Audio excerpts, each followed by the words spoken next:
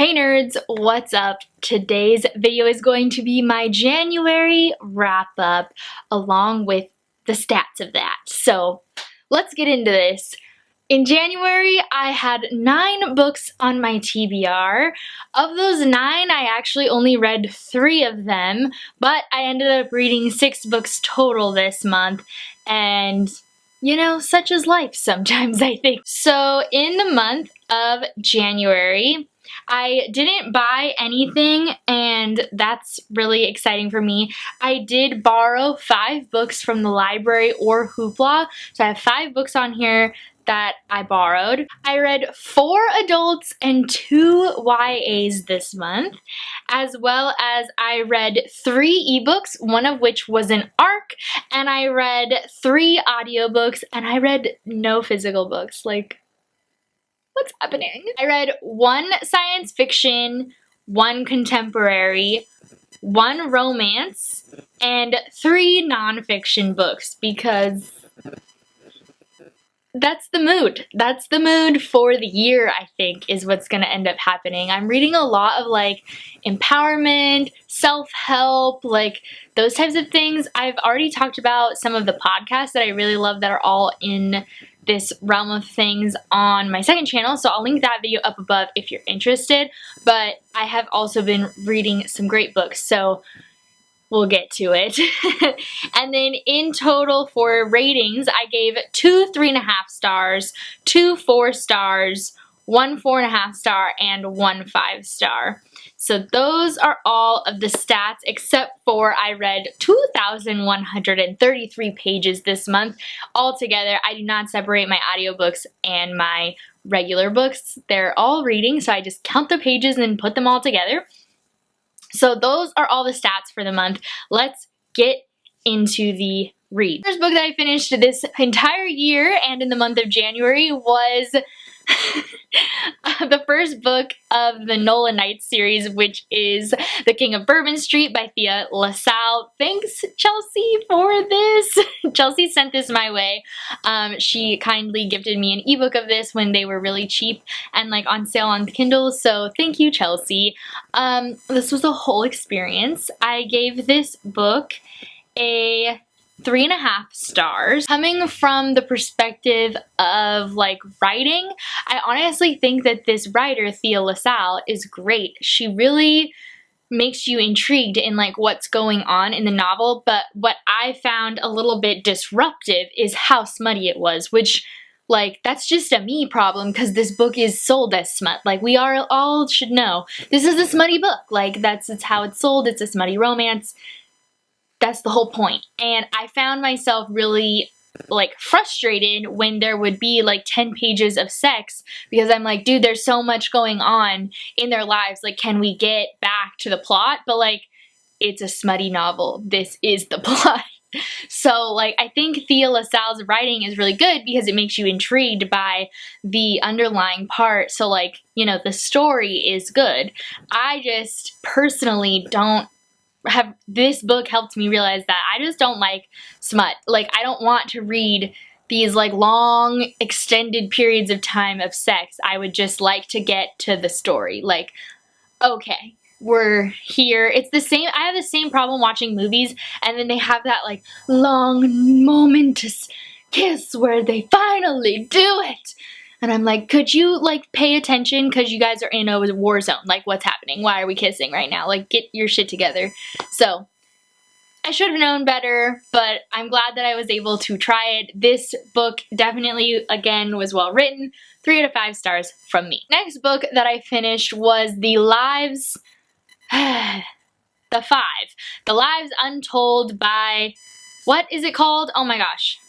It's called, it has so many words in the title, The 5, The Untold Lives of the Women Killed by Jack the Ripper, which is by Hallie Rubenhold. And this is the beginning of the experience that I'm having because I am trying to read all of the Goodreads winners from 2019. So this one won one of the nonfiction, I think it's a historical nonfiction section.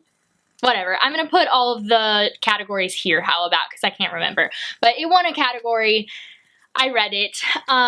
This is really interesting because I definitely didn't know exactly what I was getting myself into by reading this book, and so the whole point of the 5, the untold lives of the women killed by Jack the Ripper, is all about the women who were killed by Jack the Ripper and not about the murders of the women who were killed by Jack the Ripper. It's about what happened before they died. And all of the historical information that we can find, Hallie Rubenhold has taken and put all of it together to give us an idea of who these women were before they were killed. And that makes sense given the title of this book, but I thought it was going to be about the murders. And that's kind of, I think, if I'm reading like the author's note correctly and everything, I think that was kind of the point that Hallie Rubenhold really wanted to make, is that we tend to, you know, really sensationalize these murderers and these killers and Jack the Ripper and, you know, the mystery behind all of this stuff. And it's all about how this person who couldn't be caught, you know, how could he have done all these things? And we forget that these 5 women were people, like with whole lives and people who loved them and all this stuff. There's also a misconception of these women that they were all prostitutes and that Jack the Ripper killed prostitutes, and with one exception, none of them ever prostituted to the knowledge of history, and the one who did wasn't a current prostitute at the time of her murder. There's no evidence to that. There's evidence showing that she probably wasn't prostituting anymore. So that's really interesting. It was definitely really like very information dense. I was amazed by how much we could possibly know about women who were around in the 1800s, like the late 1800s. That's wild that we have all this information and that it's never been done before. That's crazy. So I gave this book a 4 out of 5 stars. It definitely was a little bit dry, but I also kind of respect that because this isn't a murder mystery or a thriller. This is just true life. And so I respect it, although it wasn't my favorite thing. But it was still really, really good. Very well done. The next book that I read, I received an ARC from NetGalley, and that is How to Build a Heart by Maria Padian. This book came out on January 28th of this year, so just recently, and this is a contemporary about a girl who goes to school at a very rich private high school, and she's on scholarship, and she's kind of trying to keep that a secret. She lives in a trailer park with her mom and her little brother. Her dad died in the military years ago, and she lives across the street from her best friend who has a sordid family. She's dealing with a lot of abuse and stuff, and the story starts out with them stalking and spying on this popular guy at the private school, and then coincidentally, our main character, who is a part of the a cappella group at her school, auditions the younger sister of the popular boy, and they become friends. And then there's a romance involved. And this book, I definitely had my issues with this book, but I also had my really things that I loved about this book. I think that this book shows a toxic friendship, and I don't think that it's dealt with very well. But I also think that this book shows a very toxic family situation that is dealt with very well. And you also get to see a very strong bond with our main character's family and how they interact with each other, and how, like, just because you guys all don't want necessarily the same perfect thing and you all agree all the time doesn't mean that you don't have this strong familial bond. There was a lot. The romance was cute. The friendship between the younger sister and our main character was cute, but we also get this really not good friendship between our main character and her best friend, and I don't think that there was enough change made for it to be okay, even though her best friend is in this shitty situation with her family. So there is some things that, like, she needed help with, and our main character is there for her and stuff, and that's really important. I just don't think that it was perfect. That really stuck with me. There's also some like bigger family dynamic stuff that goes on in this book with like extended family that I really loved.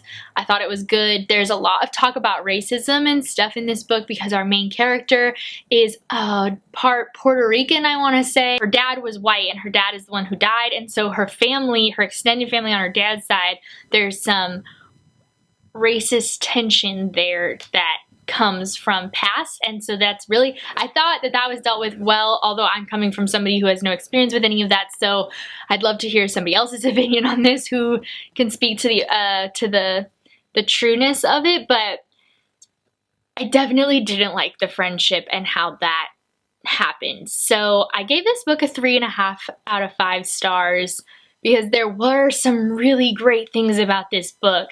There just were also, that friendship just didn't sit well with me. So we're gonna move on. Also finished Cress by Marissa Meyer. This is the 3rd book in the Lunar Chronicles series. The Lunar Chronicles, if you've never heard of it, is a series of books about main characters who themselves are retellings of different fairy tales. So the first one is Cinderella. The second one is called Scarlet, which is Little Red Riding Hood, and this one is Cress, which is a fairy tale retelling of Rapunzel. And then all of our main characters are just like continuing to meet each other, and they are building on this bigger story. This is a sci-fi story, and our first one follows Cinder, a cyborg. She is part robot because of things that have happened, and so she is kind of like second-class citizen because of the fact that she's a cyborg. She gets volunteered by her mother for an experiment by her stepmother. There's also the group of people called Lunars in this story. So you have the humans down on Earth, and then you have Lunars up on the moon, and Lunars are humans who have had enough genetic variation and such that they're a whole new species now. They have powers and stuff like that. The series goes on from there.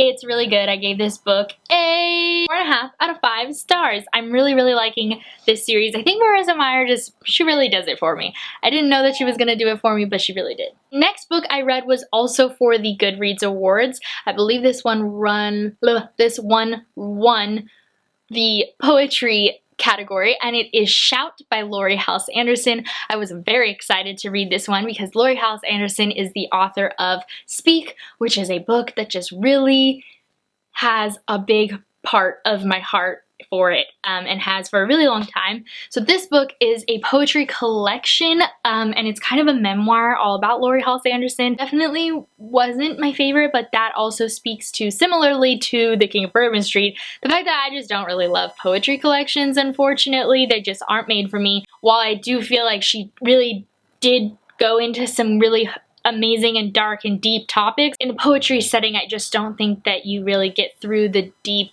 enough parts that I wanted. So I gave this book a 3.5 out of 5 stars.